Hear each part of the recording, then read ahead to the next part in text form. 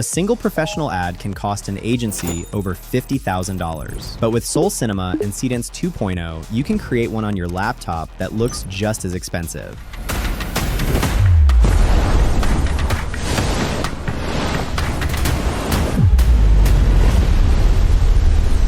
So today, I'm going to give you the complete step-by-step system for building your own amazing cinematic ad campaign. Let's write the full ad out first before anything gets generated. Every transition needs to be written into the scene description before anything gets generated. Seedance builds them directly inside the clips, so if a transition is not in the description now, it is not going to appear in the video. Keep your transitions simple. Look for what naturally connects one scene to the next, whether that's the same object, a matching color, or a shared movement, and write it as part of the action. When your scene description is ready and you know your clip count, we are heading into Higgsfield. If you have not signed up yet, the link is in the description below so you can follow along from this point. Cinema Studio and Seedance 2.0 are both inside Higgsfield, and everything in this section runs through Cinema Studio. Click Cinema Studio in the top model list. This is Soul Cinema, and it is the only model we are using for everything we build in this step. Once you are inside it, click Image to get to the Image Generation tab. Before a single frame of video gets generated, we need 3 assets: the character reference, the brand logo, and the product image. The character reference is the most important asset in this entire project. This image becomes image 1, and image 1 goes into every single Seedance generation we run. For this video, I am using my own photo. Now we are generating the Veyo brand logo. Stay in the image tab with Soul Cinema still selected. Before typing the prompt, change the aspect ratio to 16:9 to match the final video dimensions. This matters because the logo shows up as a card at the end of the ad, and it has to fit properly in a 16:9 frame. The reason we are generating the logo in Cinema Studio rather than building it in a design tool is the rendering quality. When the logo card drops at the end of the ad, it needs to feel like it belongs in the same world as the video clips that came before it. A logo taken from a design tool can look flat next to a Soul Cinema video. If you build it here, it matches the same cinematic feel as the rest of the project. That is what separates an ending that feels tacked on from one that feels like the final shot of a real ad. The full prompt for the logo that I'm using is this: when the generation comes back, check that the logo is clean, the text is readable, and nothing unwanted is in the frame. If anything looks off, regenerate it and save it once it looks right. Switch to auto mode. Since Soul Cinema doesn't support reference images, click the ad symbol, upload the logo,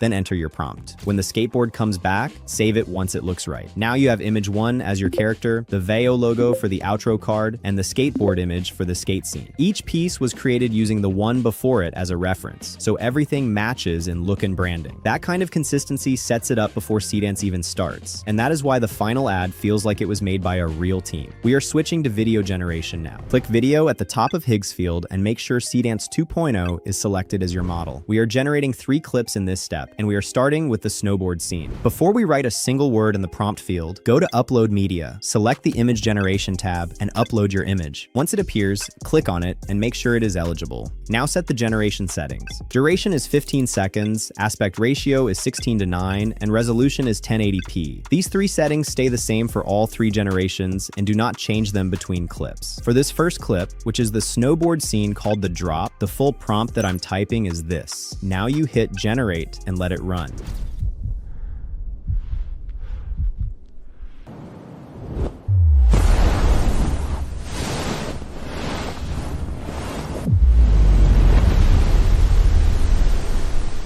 When it comes back, the most important frame to check is the last one. The snow spray needs to fill the entire frame completely before the clip ends, because that last frame is exactly what video 2 starts from. If the spray does not hold on that final beat, adjust the end action in the prompt and generate again. You do not need all 15 seconds. Use the strongest section and move on. When you have a generation you are happy with, save it, and this is your video 1. What we do with it in the next step is what makes the whole transition system work. Now I want to show you something most people using Seedance 2.0 never try. It is also the reason the transitions in this ad are already inside the clips, instead of being added later in CapCut. Go back to Upload Media, and this time select the Video Generations tab. Find the video 1 generation in the list, click on it, and add it to your media library. We are going to use it as a video reference for the next generation. This tells Seedance to start from the last frame of video 1 and continue directly into the surf scene from that exact point. Add video 1 in the references, and make sure both are eligible. The generation settings stay the same. This clip is the surfing scene,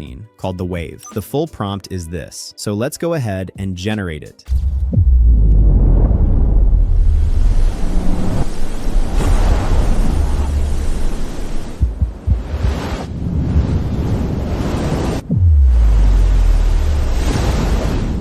Every scene looks accurate to the prompt. The waves, the different angles, and of course the ending scene, which is a clean blackout. When you have a generation that works, save it. And this is video 2. Now we repeat the same process for the third clip. Go back to Upload Media, select the Video Generations tab, find the Video 2 generation, and add it as the new video reference. Add image 1 alongside it, and check eligibility on both. Also, the settings stay the same. This is the skate park scene. The full prompt I'm writing right now is this. This transition works differently from the first one. Instead of using a visual element like spray or water, it uses a full black frame as the bridge.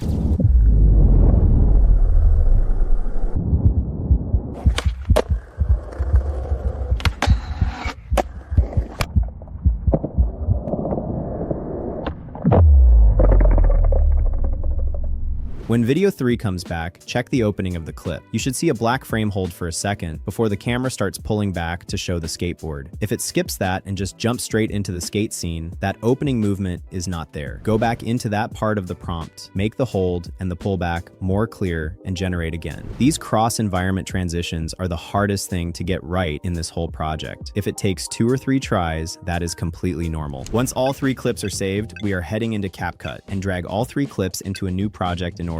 Watch them through once end to end before you cut anything. Then trim each clip down to the parts that actually work. You don't need any transitions or effects. The connections between the clips are already built into the generations. You just need to find the right frame to cut on, and you will see clearly where that is once the clips are trimmed. Add the Veo logo image right after the video 3 freeze frame, cut straight to it, hold it for about 1.5 to 2 seconds, and that's where the ad ends. Then go to export, set the resolution to 4K, and let it process. When it is done, watch the full exported file once from start to finish.